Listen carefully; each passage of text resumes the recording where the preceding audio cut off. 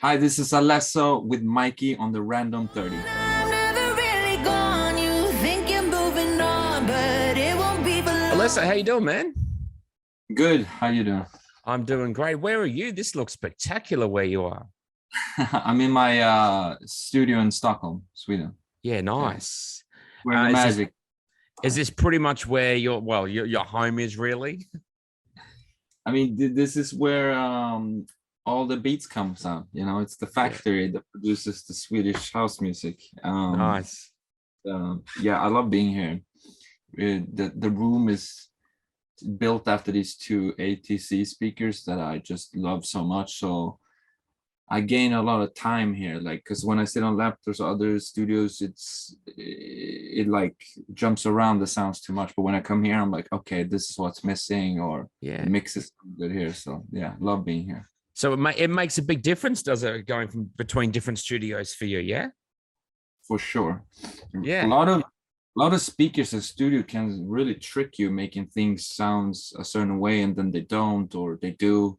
Um, Speakers that it's not necessarily about having the the like loudest or craziest speaker or the most expensive. It's about knowing which one gives you just having an honest sound. That's what you want, because Yeah. these speakers I can crank it up, but I know if it sounds good in here, it'll sound good in my car, it will sound good at festivals, so stuff like that. I know Wow.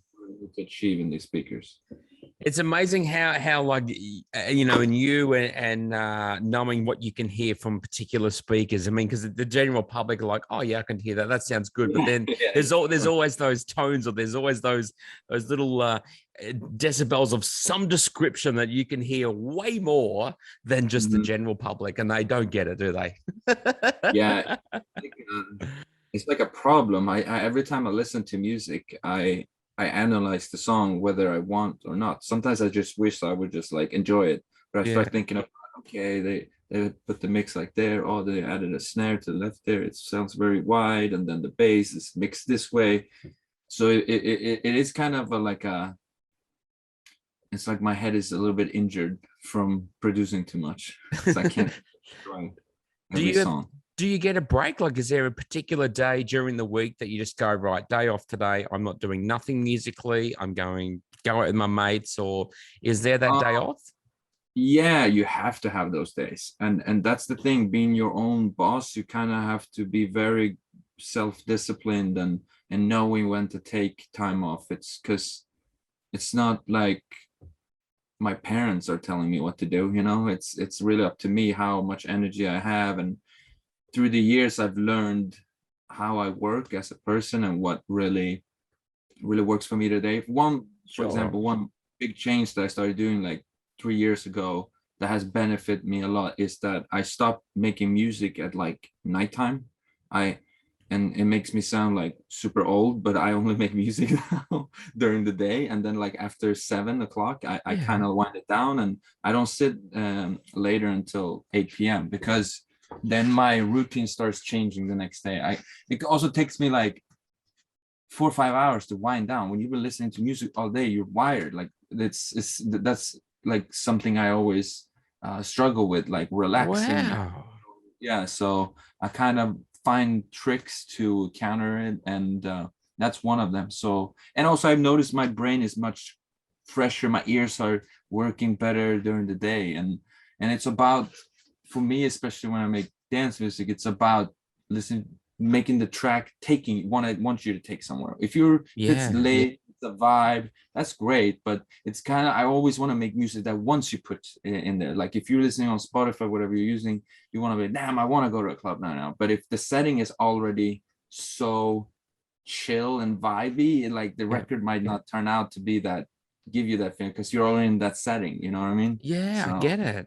So if it takes you that long to wind down, well, how do you wind down? Like, how do you switch off? good question. I think one of them is stop drinking coffee after like 3 o'clock. I have all these rules. Otherwise, I'll stay up. Like insomnia. I Yeah. literally have having insomnia since like I was a teenager. Can't a really hard time sleeping at night. So I have to do everything I can to not push anything that will keep me awake. So that's one of them. And then I really try to make the night before I go to bed, I try to like do only boring things, so you get like bored out, and then you just Yes. go to bed. If I keep watching like great shows, and like I was watching Euphoria the other night, and I was like, oh my god, and I was just watching, and I was like, yeah, this doesn't make me relax. It makes me more like I start getting ideas then, and then like what I, there's a lot of cool music in it, and how they like the show and everything.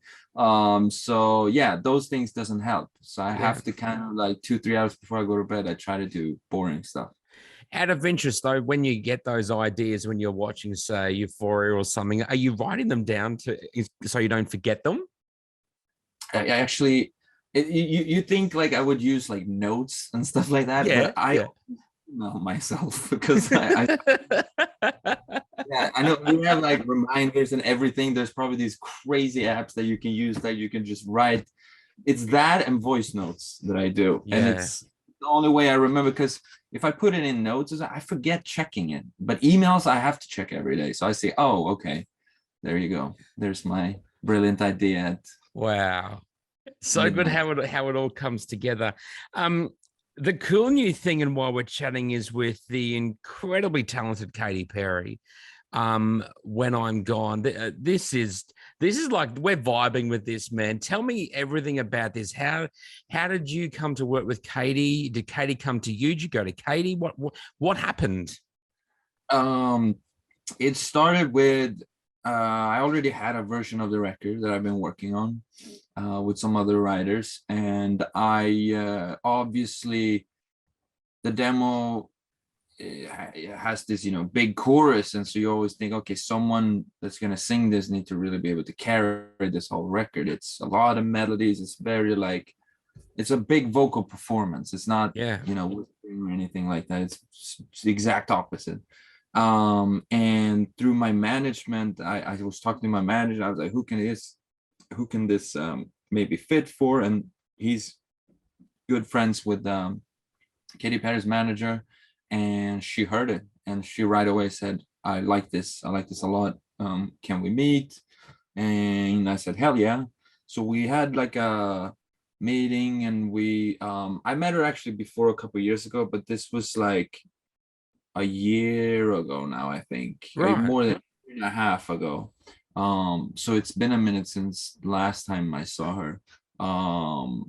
And we just were talking about the records, and you know, she had some ideas and how she wanted to change some stuff, and I love that I'm always open for new ideas and how to make the record better, and that's kind of how it started. And then we started adding things and making it Katy Perry song. It's obviously a collab, but Yeah, yeah. I really wanted it the melody, some of the melodies and some of the pronunciation and stuff like that. I wanted it to be her. So there's a big difference in the demo, and then her. You can really tell she made it into her own Yeah. style, which is the Katy Perry style. And yeah, after that we were going back and forth for like it took almost a year to finish the record as well, because we went back. Wow. Yeah, she also just had a kid, so it was right after she had the kid.